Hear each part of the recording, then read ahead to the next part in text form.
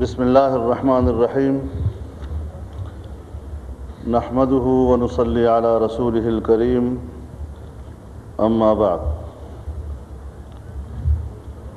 محترمہ جناب اسپیکر صاحبہ،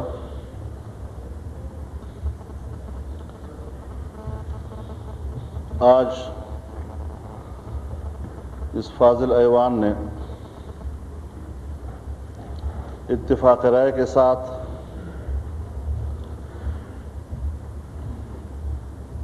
جناب سید یوسف رضا گیلانی صاحب پر بحیثیت وزیر اعظم کے جس اعتماد کا اظہار کیا ہے، میں ایک بار پھر جناب وزیر اعظم کو دل کی گہرائیوں سے مبارکباد پیش کرتا ہوں۔ یقیناً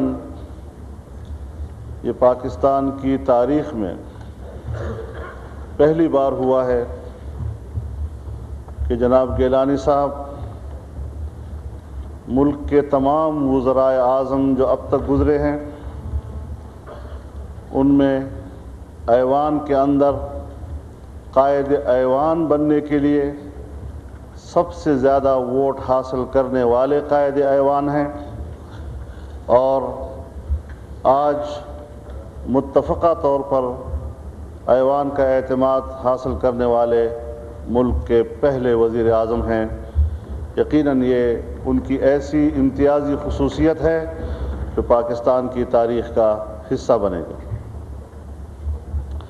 جناب گیلانی صاحب کا تعلق سیاسی اور روحانی خانوادے کے ساتھ تو ہے ہی، لیکن ملک کے سرائیکی وسیب کے پسماندہ علاقے سے بھی ہے۔ یقیناً اس منصب کے لیے ان کا انتخاب ملک کے ان محروم طبقوں کے لیے امید کی کرن ثابت ہوگا۔ آج انہوں نے اپنے اس خطاب میں جس میں انہوں نے آئندہ 100 دنوں کے لیے جو ایک رہنما پالیسی دی ہے،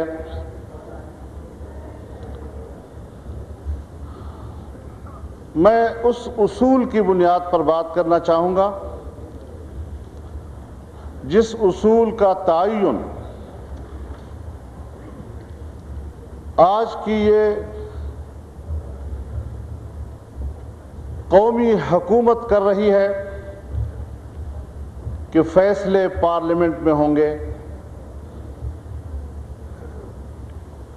اب یہ بات وضاحت طلب ضرور ہے کہ جو کچھ وزیر اعظم صاحب نے آج فرمایا یہ طے شدہ پالیسی یا طے شدہ فیصلے ہیں یا ان کی ترجیحات اور تجاویز ہیں جو انہوں نے ایوان کے سامنے رکھ دی، اور اب اس پر مذاکرہ ہوگا، اس پر مباحثہ ہوگا، مشاورت ہوگی، اور پارلیمنٹ کے مشاورت سے کسی حتمی فیصلے اور کسی حتمی پالیسی پر پہنچنا ہوگا۔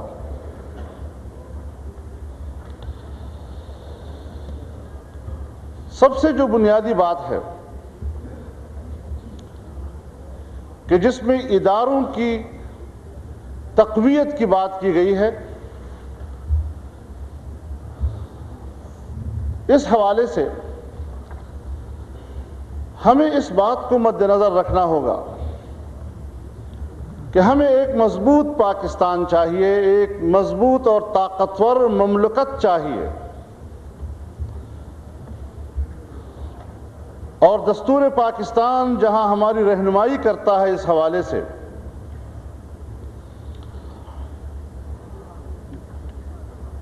ماہرین آئین ضرور اس بات کی تائید کریں گے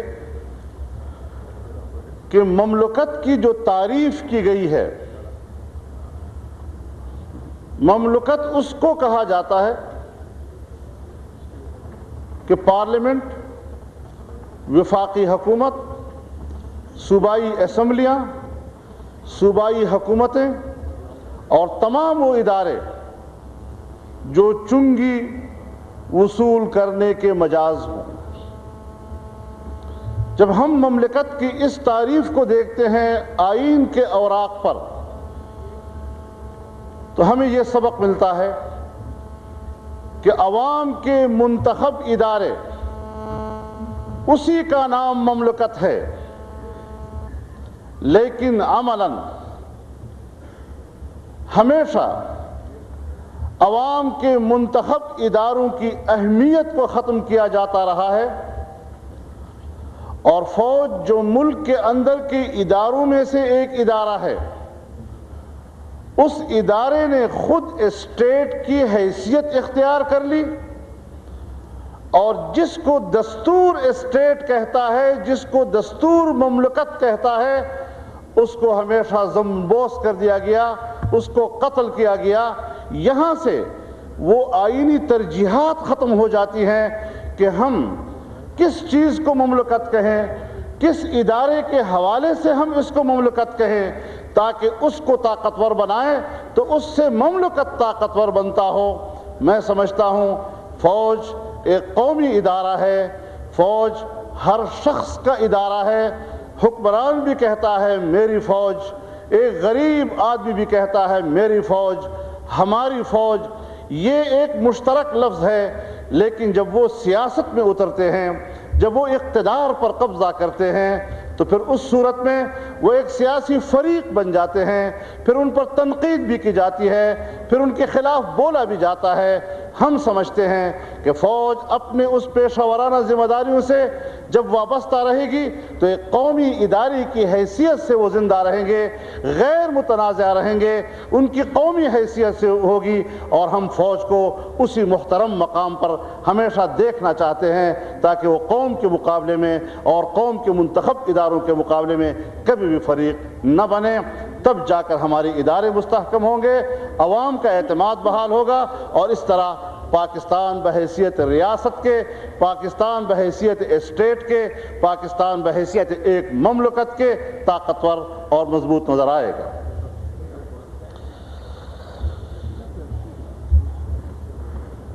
محترمہ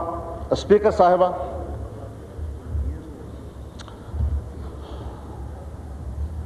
جناب وزیر اعظم صاحب کی گفتگو کے تناظر میں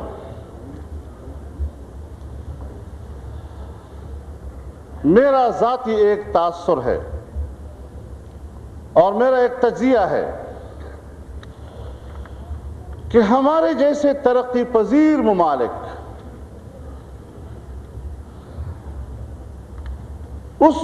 ان ممالک کی سیاست پر اثر انداز ہونے والے عوامل داخلی بھی ہوا کرتے ہیں، خارجی بھی ہوا کرتے ہیں۔ عام حالات میں داخلی عوامل زیادہ منظر پہ نظر آتے ہیں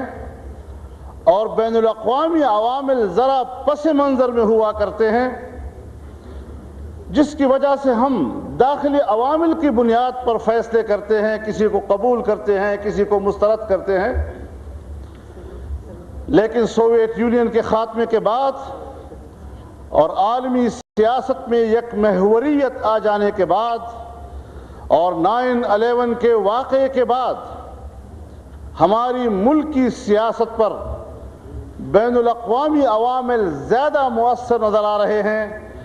زیادہ منظر پہ نظر آ رہے ہیں۔ اس حوالے سے میرا تاثر یہ ہے جناب اسپیکر صاحبہ کہ ہم اس ایجنڈے کو جو باہر سے آ کر ہم پر مسلط ہوتا ہے اس میں تو تسلسل جاری رکھنے کی باتیں کر رہے ہیں، لیکن صرف داخلی عوامل کے حوالے سے ہم پچھلی حکومتوں کی پالیسیوں کو ختم کرنا، نئی پالیسیاں دینا، نئے اعلانات کرنا، اس پر دنیا کو یہ اظہار کر رہے ہیں کہ نئی حکومت آنے کے بعد دیکھو ہم یہ تبدیلی لائے ہیں، ہم یہ تبدیلی لائے ہیں، ہم یہ تبدیلی لائے ہیں۔ میں سمجھتا ہوں حکومت تبدیل ہوتی ہے، ان کی ترجیحات تبدیل ہو جاتی ہیں، ان کو نئے فیصلے کرنے کا پورا حق حاصل ہوتا ہے۔ پارلیمان با اختیار ہے، وہ ملک کی اقتصاد کے حوالے سے، ملک کی سیاست کے حوالے سے، عدلیہ کے حوالے سے، میڈیا کے حوالے سے، طلباء تنظیموں کے حوالے سے، مزدور تنظیموں کے حوالے سے، غریبوں کے تنخواہوں کے بارے میں، روزگار کے بارے میں، امن و امان کے بارے میں جو چاہیں اپنی ترجیحات کے مطابق تبدیلی کریں، ان کے اس حق کو کوئی بھی نہیں چھین سکتا۔ لیکن ہمیں گہری نظر کے ساتھ وہاں بھی پہنچنا ہوتا ہے کہ جہاں ہمیں تھوڑا سا دیکھنا ہوتا ہے کہ اس پالیسی کا تعلق کیا خالصتاً ہمارے داخلی ایجنڈے کے ساتھ ہے یا اس کا تعلق کسی خارجی ایجنڈے کے ساتھ ہے۔ ہمیں اس حوالے سے اس امتیاز کو سامنے رکھنا ہوگا۔ وہاں مجھے کچھ چند چیزیں نظر آ رہی ہیں وزیر اعظم صاحب کی گفتگو میں، جو انتہائی اچھی گفتگو تھی، لیکن ہم ایوان میں بیٹھے ہیں۔ اگر یہ ایوان اس لیے ہے کہ اس پر ایک مذاکرہ ہو، ایک مباحثہ ہو، میں تنقید کی بنیاد پر بات نہیں کر رہا، بلکہ میں اس میں ایک اچھی اصلاحات کی طرف جناب وزیر اعظم کو اور اس پارلیمان کو متوجہ کرنا چاہتا ہوں۔ مثال کے طور پر جناب اسپیکر صاحبہ، دہشت گردی کی بات کی گئی۔ دہشت گردی ایک جرم ہے، ہر معاشرے میں جرم ہے، ہر مذہب میں جرم ہے۔ دہشت گردی کی حمایت دنیا میں